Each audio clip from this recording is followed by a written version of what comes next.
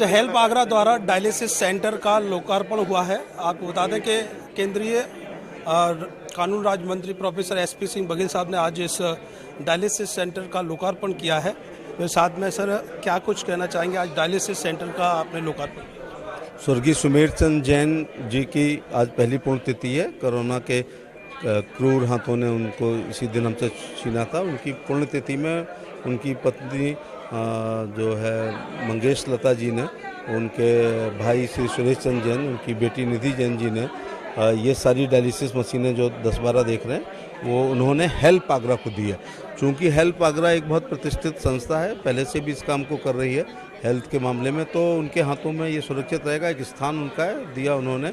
मैं दोनों लोगों का धन्यवाद देना चाहूँगा। और सबसे बड़ी बात है, देश के विख्यात नेफ्रोलॉजिस्ट जो आगरा में पैदा हुए डॉक्टर डी के अग्रवाल हमारे साथ हैं। उनका मार्गदर्शन हमको हमेशा मरीजों के और मशीनों के रख रखाव में मिलता रहेगा। फ्रिजिनिस की ये डायलिसिस मशीन देख रहे हैं जो वर्ल्ड विश्व स्तर की है, और इन्होंने भी ये कहा है कि जो उसमें बाकी डायलिसिस के लिए जो इस्तेमाल होता है उसको बहुत ही चैरिटेबल दाम पर डायलिसिस आर्टिफिशियल किडनी होती है, वो वैसे यद्यपि 400-400 रुपये के आसपास आती है, लेकिन मैं इनसे निवेदन करना चाहूँगा कि चूँकि ये संस्था नो प्रॉफिट नो लॉस नहीं है, ये लॉस पर ही कर रही है, इसलिए सब लोग अपनी सोशल रिस्पॉन्सिबिलिटी करते हुए आगे आएँ। And charity begins from home.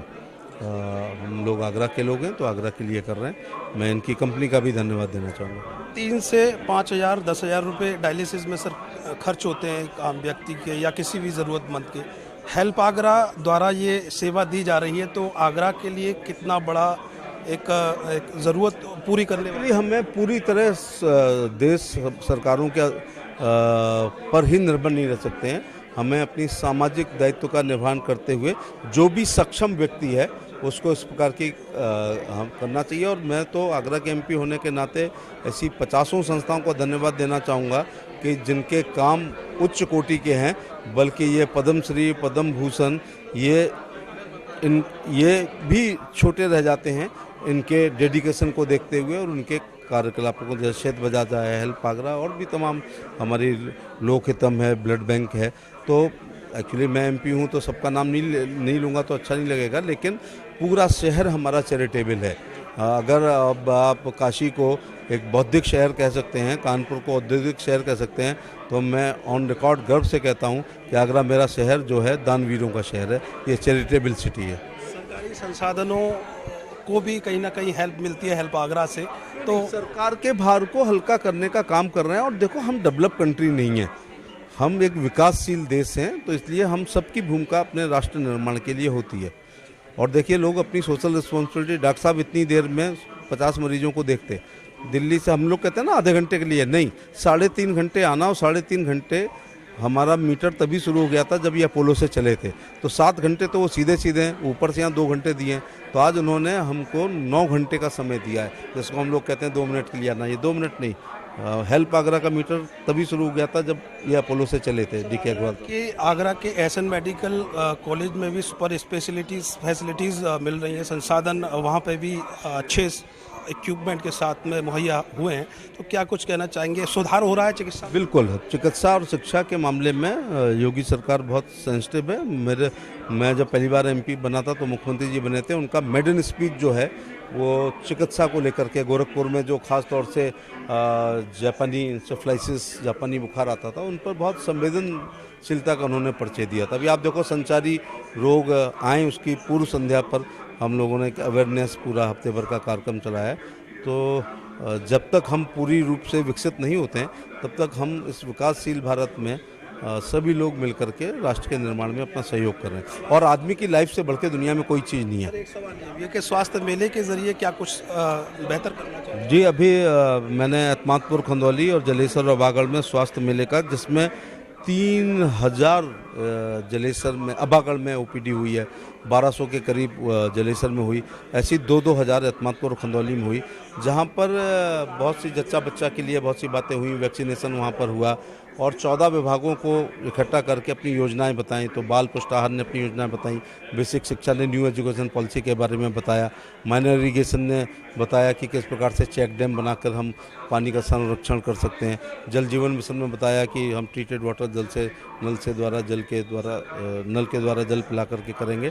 तो अभी क्या बहुत सी, जब भी किसी की सरकार जाती है तो अपनी पहली समीक्षा में वो एक बात कहते हैं, हमारे कार्यों को हमारे कार्यकर्ताओं ने जनता तक नहीं पहुंचाए। इसलिए सतत रूप से हम लोग रोज़ संपर्क में रहते हैं और मैं तो 1.5 घंटे का भाषण हो जाता है।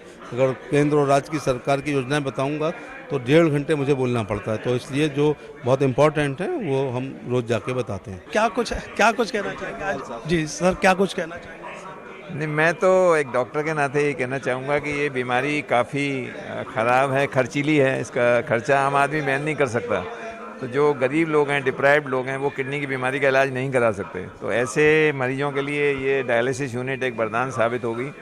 और ये जो डायलिसिस का भार है कहीं ना कहीं गरीबों का, जो मेडिकल कॉलेज या गवर्नमेंट की संस्थाएं वहन नहीं कर पा रही हैं, उसमें ये बहुत जीवन बचाने में सफल होगी। दूसरी चीज़ ये है कि किडनी की बीमारी बड़ी तेज़ी से बढ़ रही है, बहुत तेज़ी से बढ़ रही है। तो इसके रोकथाम के लिए भी हमें प्रयास करने होंगे। ट्रीटमेंट तो बहुत खर्चीला है ही, रोकथाम में जैसे डायबिटीज़ को रोकना, खान पान में ध्यान देना, व्यायाम करना, देसी दवाइयाँ, दर्द की दवाइयाँ, वैसी दवाइयाँ जो नुकसान करती हैं उनको नहीं खाना।